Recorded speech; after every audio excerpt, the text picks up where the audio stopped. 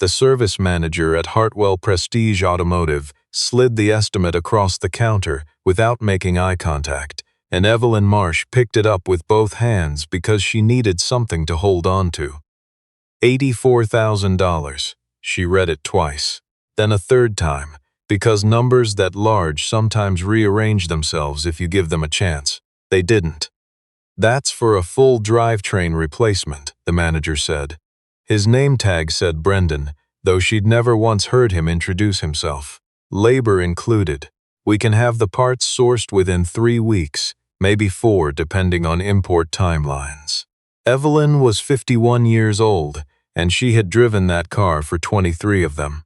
Her late husband Charles had bought it the year they got married. A 1971 Ferrari 365 GT4, silver gray, the color of early morning in November. It had been his before it was theirs, and then it had been hers alone for the past 6 years. The car did not start anymore. 3 mechanics had told her the gearbox was destroyed. 2 had told her to sell it for parts. "Take some time," Brendan said, in the tone people use when they've already decided the answer for you. "Think it over." She thought it over in the parking lot, sitting in her rental car with the estimate folded in her lap. Then she drove 40 minutes north on the Trans-Canada to a town called Millhaven, because her brother had mentioned someone there. He'd mentioned it the way people mention things they don't think will actually matter, offhand, in passing, the kind of sentence that starts with, "I don't know if this helps," but it helped. The garage had no sign out front. There was a hand-painted board leaning against the fence that said Aldgate Repair and the address. And that was all. The bay doors were open and she could hear something playing on a radio somewhere inside. Something old, country maybe, and a man was lying underneath a truck on a creeper, only his legs visible from the driveway. She stood there for a moment, not sure whether to call out. "Help you," he said without sliding out. "I'm looking for the owner," Evelyn said. A pause. The sound of something being set down on concrete. "You found him." His name was Owen Aldgate. He was 43 years old, and he had the kind of face that had spent a lot of time squinting into engines, not unhandsome, but weathered in specific ways, around the eyes and the corners of the mouth. He wiped his hands on a rag that was mostly past helping anyone and listened to her explain the situation without interrupting once. When she finished, he was quiet for a moment. "Who told you to come here?" he said. "My brother. He said you fixed his Suburban 2 winters ago. Transmission. The Kowalski Suburban." "Yes." He nodded slowly, the way someone nods when they're already running through something in their head.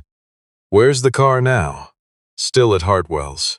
They said they'd hold it for 48 hours while I decided. Can you get it moved here?" She blinked.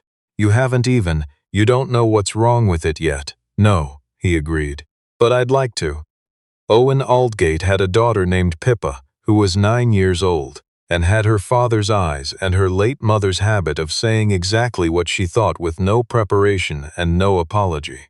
She did her homework at the workbench most evenings, on the clean end, on a piece of plywood Owen had laid down and sanded smooth himself. She had a clip-on lamp and a thermos of hot chocolate and a system for organizing her pencils that she had explained to him twice, and that he still didn't fully understand.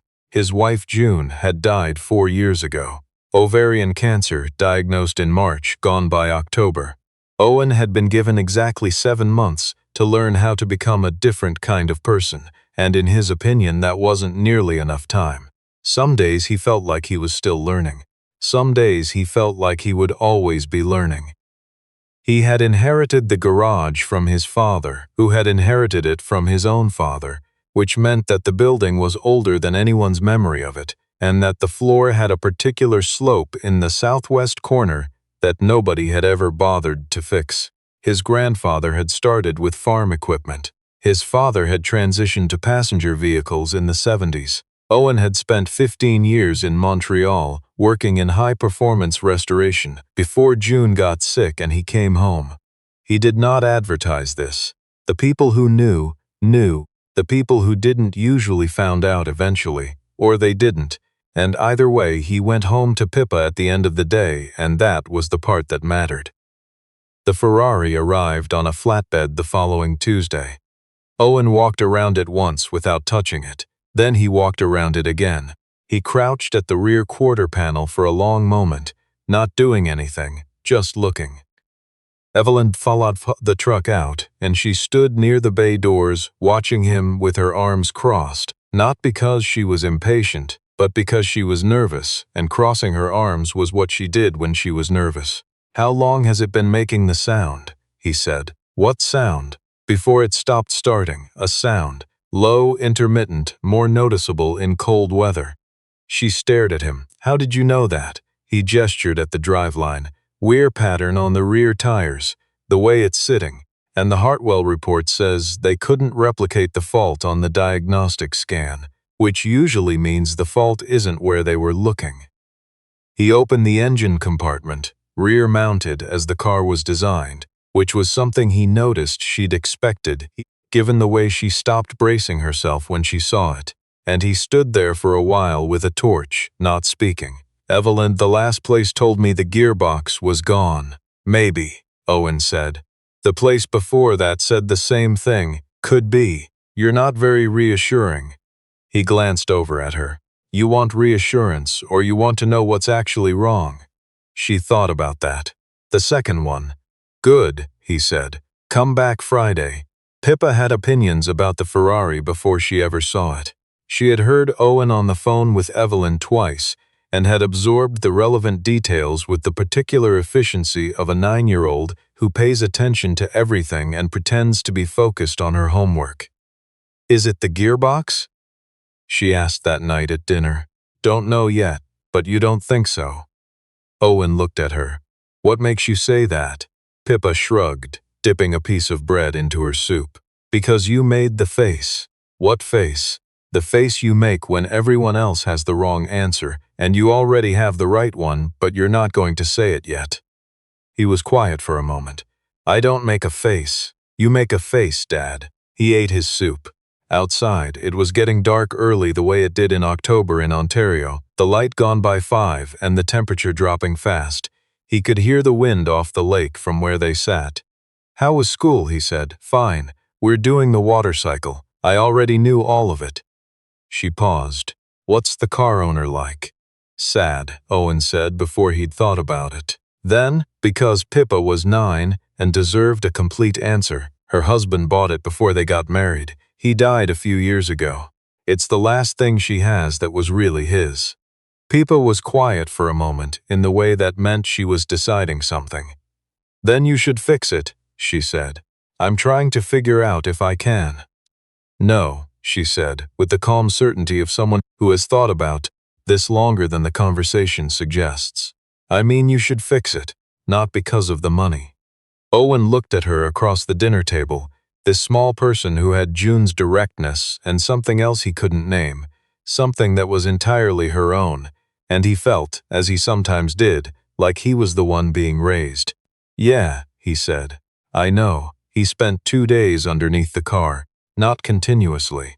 There was other work to do, other customers, a Dodge pickup with a coolant issue and a Jeep that needed brake lines. But he came back to the Ferrari in the gaps, lying on the creeper with his torch angled up into the rear suspension geometry, the transaxle assembly, the clutch mechanism. He was looking for something specific, and not finding it was making him patient in a way that the Hartwell report had not been. The report said, "Gearbox." The report was confident. The report had the weight of a diagnostic scanner behind it, and 3 senior technicians who had agreed with each other, which in Owen's experience was sometimes the most dangerous thing a group of people could do. He was not looking at the gearbox. He was looking at what fed the gearbox. On the afternoon of the second day, he found it. He lay there for almost 4 minutes without moving, the torch held steady, looking at a sensor housing no larger than a box of matches, seated in a wiring loom behind the rear firewall, partially obscured by a heat shield that someone, probably 40 years ago, in a hurry, had refitted incorrectly. The housing had a hairline fracture. The fracture was in exactly the wrong place. In cold weather, the fracture would expand slightly. When it expanded, it interrupted a signal.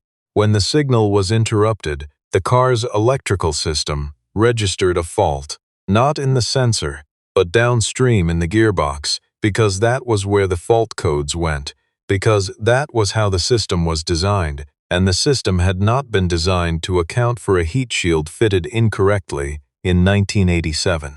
Owen slid out from under the car and sat up on the creeper and stayed there for a moment, just breathing. Then he said quietly, to no one in particular, "There you are." Evelyn came back on Friday as he'd asked, and he walked her through it in plain language, the way his father had taught him. No unnecessary terms, no performance of expertise, just the thing itself. He showed her the housing, he showed her the fracture, he showed her the heat shield and explained what had been done wrong and when and why it had taken this long to matter, and why every scanner in every shop had pointed to the gearbox instead of here. Evelyn stood very still through all of it. "How much?" she said when he finished. "Parts and labor, call it $800. She looked at him. "800. Give or take." "They quoted me 84,000. They were looking in the wrong place," Owen said. "Looking in the wrong place is expensive." She laughed, and it was the kind of laugh that has some crying in it. Not a lot, but enough to be honest. She pressed the back of her hand to her mouth for a moment, and he looked away to give her the space to do it, pretending to organize something on the workbench. "How long will it take?" she said when she'd collected herself. "I already ordered the part," he said. "It'll be here Monday. 2 hours to install, maybe 3. She nodded. She looked at the car for a long moment. This silver-gray thing that had belonged to Charles, that had sat silent in 3 different shops and been declared dead twice, that had made it 40 minutes north to a garage with no sign out front and found the one person who was still willing to listen to what it was actually saying. "Why did everyone else get it wrong?" she said. Not accusatory, genuinely wondering. Owen thought about it. "Scanners read codes," he said. "Codes tell you where the symptom shows up. They don't always tell you where the problem started." He paused. "Takes a while to learn the difference. Did school teach you that?" "No," he said. "Everything else taught me that." The part arrived on Monday as promised, and Owen installed it on Tuesday morning before Pippa's school bus came, because that was how he organized his more delicate work, in the early hours, before the day got loud. He finished at 7:15. He sat in the driver's seat. He'd asked Evelyn's permission first, something she'd seemed surprised by, and turned the key. The Ferrari started. Not coughed to life, not spluttered and caught. Started. Clean and immediate, the engine settling into a sound that was completely different from the silence of the past several months. A sound that said, "I was always here, I was always fine. You just needed to ask the right question." He sat there for a moment with the engine running, his hands in his lap, and he thought about his grandfather's garage and his father's hands and June saying, "The week before she died, you're going to be all right," and Pippa at the dinner table saying, "Not because of the money," and Evelyn's face when she'd read that estimate. He turned the engine off, he got out of the car, he went inside to make Pippa's lunch. What happened after was not something Owen had planned for, and was not, in honesty, something he fully understood. Evelyn Marsh was not simply a widow in Millhaven with a broken Ferrari. She was also, as he learned later, the retired chair of the Ontario Automotive Heritage Preservation Society, a position she'd held for 11 years, and which had brought her into contact with most of the serious collectors and restoration specialists in the country. She had not mentioned this because it had not seemed relevant. She was there about her husband's car, not about her professional life, and she kept those things separate. But she talked. People like Evelyn talked to other people like Evelyn, and within 6 weeks of driving the Ferrari home, she had mentioned Owen Aldgate's name in 3 different conversations, with 3 different people who owned vehicles that other garages had declared beyond repair. The first was a retired schoolteacher from Kingston with a 1968 Aston Martin DB6 that had been sitting in a barn for 9 years. The shop that had assessed it had quoted him $47,000 for an engine rebuild and said that was the conservative estimate. Owen found a collapsed hydraulic line and a blocked fuel injector. He fixed it in a day and a half. The second was a woman in Ottawa named Nadia Forsyth, who was the executor of her uncle's estate and had been told by 3 separate shops that the 1973 Jaguar E-Type in the estate could not be restored to running condition at any reasonable cost, and that she should arrange for it to be auctioned as is. She had been a week away from doing exactly that. The fault was in the cooling system, specifically in a component that had been replicated inaccurately during a restoration attempt in the 90s by someone who had used an aftermarket part and not disclosed this in the car's records. Owen found it by looking at the records first and then looking at the car and noticing that 2 things that were supposed to match didn't match. Nadia Forsyth drove 4 hours from Ottawa to pick it up herself and cried in the parking lot. Her uncle had left it to her specifically, and she had been carrying the weight of nearly selling it for 3 weeks. The third conversation Evelyn had was with a man named Gordon Hatch, who was on the board of a national restoration exhibition held annually in Toronto. The kind of event where rare vehicles were displayed and assessed, and where the collectors who cared most about these things gathered every November to care about them together. Gordon Hatch had heard 2 stories about a mechanic in Millhaven by the time Evelyn mentioned his name directly, and he said, "That's the 3rd time I've heard that name in a month." "It'll be the 4th soon," Evelyn said. "You might want to invite him." Owen did not go to events. This was not a position he had arrived at passively. It was something he had thought about and decided, years ago, when he came back from Montreal and chose the kind of work he wanted to do and the way he wanted to do it. Showing up somewhere to be assessed was not interesting to him. The cars were interesting to him. The specific and particular problem of a car that had stopped working and the slow process of finding out why, that was the thing. The room full of people watching you find it was not. He said no to Gordon Hatch's invitation. Gordon Hatch called again. Owen said no again. Pippa was there for the 2nd call, sitting at the workbench with her homework, and when he hung up she said, without looking up from her notebook, "You should go. You don't even know what it was." "An exhibition in Toronto," she said. "I heard." He looked at her. "I don't do exhibitions." "You do cars," she said. "The exhibition has cars." She turned a page. "Also, it's in Toronto, and you promised me we'd go to the AGO before the end of the year." He stood there for a moment. "That's manipulative," he said. She looked up and gave him the smallest possible smile, her mother's smile exactly, and said, "I know."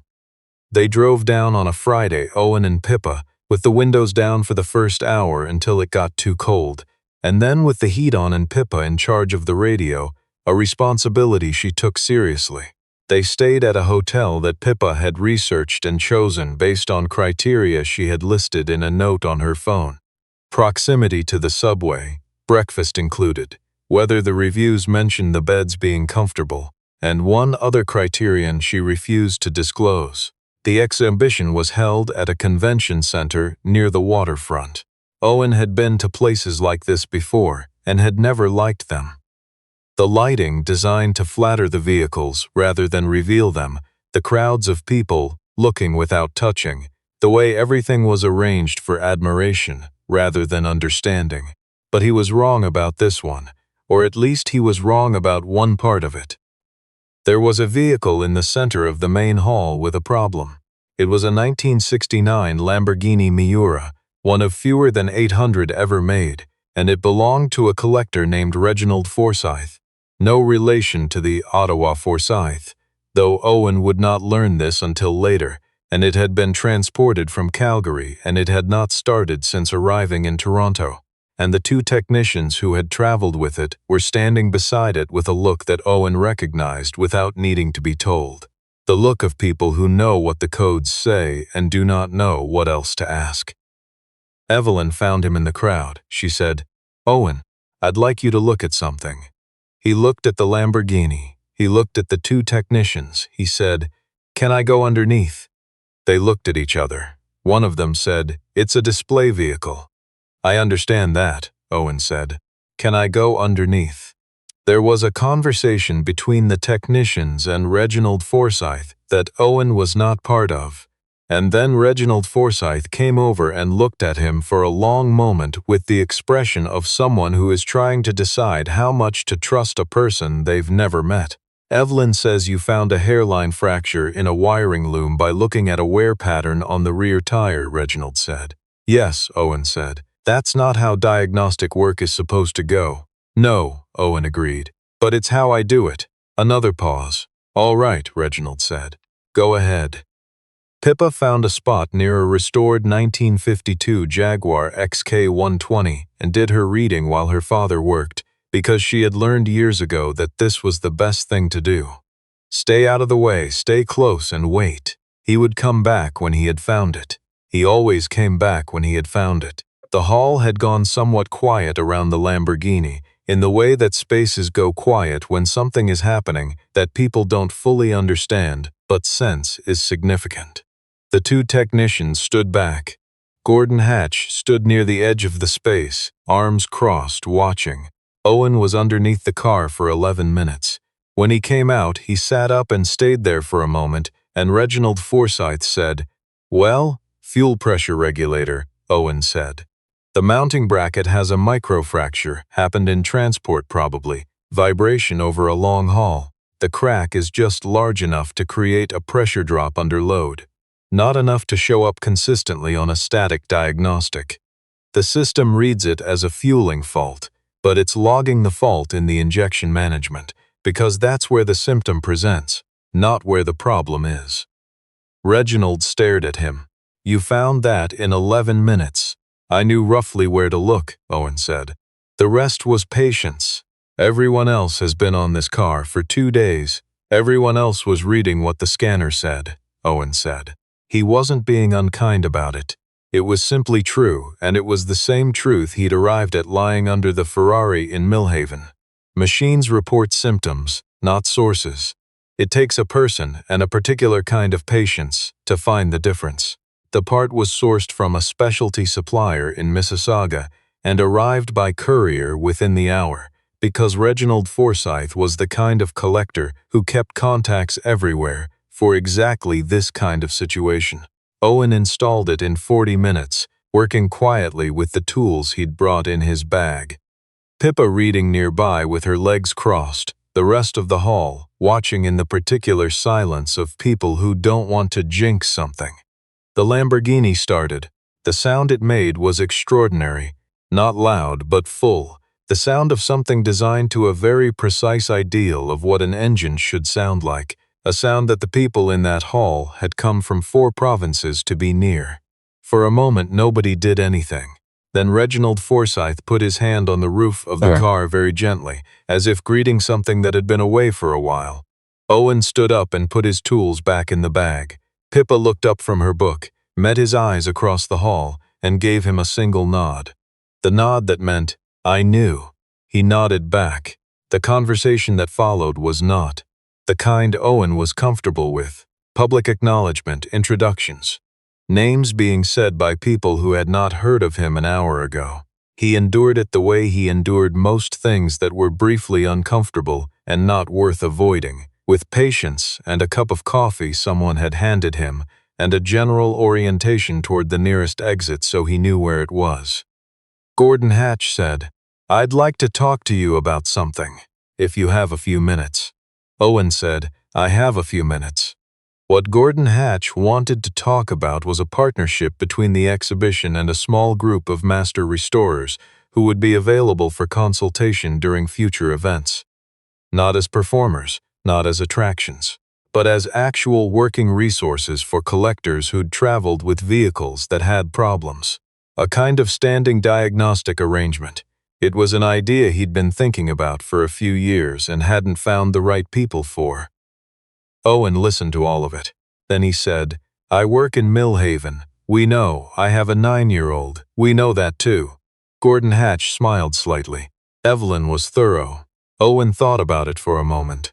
He thought about the barn in Kingston, and the Jaguar in Ottawa, and Evelyn in the parking lot at Hartwell's, with an estimate she'd barely hold, and the Ferrari that everyone had decided was finished. He thought about his grandfather's garage and his father's hands and how the whole point of all of it, the decades of it, the grease and the patience and the lying on cold concrete, was to find the thing that was actually wrong, not the thing that was convenient to report. "I'm not moving to Toronto," he said. "We're not asking you to." Another pause. "My daughter needs to be home by Sunday. We're going to the AGO tomorrow." Gordon Hatch looked at him. "That seems like a reasonable condition." Owen drank his coffee. Outside the convention center windows, the lake was gray and wide, and the afternoon was getting away from them. He thought about Pippa's list of hotel criteria, the one she'd refused to fully disclose, and wondered whether the undisclosed criterion had been something practical or something 9-year-old sentimental, and thought it was probably both. "All right," he said, "let's talk." They went to the AGO the next morning, Saturday, and Pippa stood for a long time in front of a painting she'd read about in school, something enormous and blue, a Thompson if Owen was remembering correctly, and he stood beside her and didn't say anything, because she was the kind of person who needed silence to really look at things, and he had learned to give that to her. On the drive back to Millhaven on Sunday, she fell asleep in the passenger seat somewhere around Oshawa, her head tipped against the window, her reading still open in her lap. Owen turned the radio down.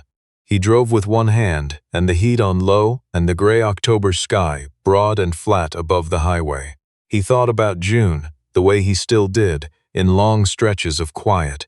He thought about what she would have said about all of it, the Toronto thing, the exhibition, the Lamborghini. She had always believed, with a conviction that sometimes baffled him, that the right work done in the right way eventually ended up in front of the right people. He had never been entirely sure she was right about that. He was still not entirely sure. But he thought, maybe. Back home, he pulled into the garage, and the bay was cold and dark and waiting. Pippa woke up when he stopped the engine and looked around and said, groggily, "Are we home?"